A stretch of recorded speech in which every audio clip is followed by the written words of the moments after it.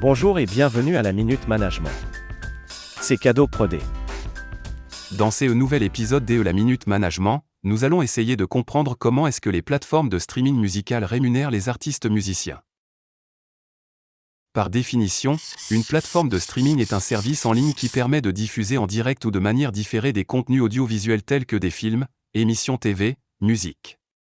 Contextuellement dans notre univers musical, nous pouvons compter une multitude de plateformes de streaming notamment YouTube, Deezer, Spotify, Apple Music et bien d'autres encore.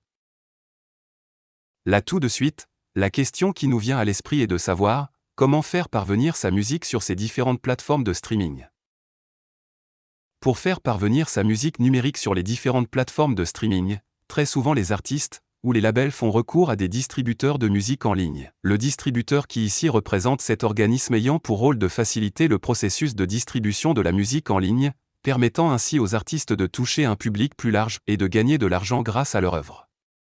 Le distributeur ayant mis place nos pistes audio sur les différentes plateformes, celles-ci après écoute, génèrent des royalties qui sont reparties suivant un système de partage des revenus, où une partie des revenus totaux générés par la plateforme est distribuée aux artistes, en fonction du nombre de lectures de leurs chansons et d'autres paramètres. Cependant, la manière dont les revenus sont repartis varie d'une plateforme à une autre. Dans le top 5 de plateformes de streaming musical nous avons en 1, Spotify qui rémunère environ 0,003 à 0,005 $ par écoute. En 2 nous avons Apple Music qui rémunère environ 0,006 à 0,008 $ par écoute. En 3 Deezer rémunère environ 0,004 à 0,006 $ par écoute.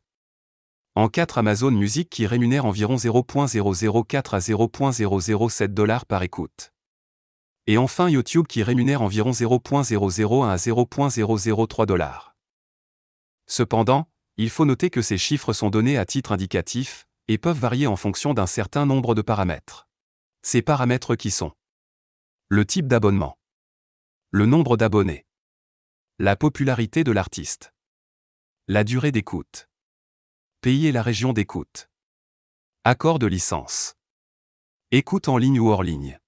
Quand tous ces paramètres sont rassemblés dans les meilleures conditions, pour qu'un artiste produise $1, il doit sensiblement avoir ces statistiques.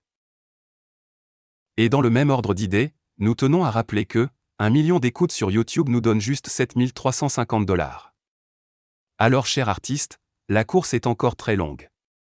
C'était la Minute Management, c'est cadeau prodé.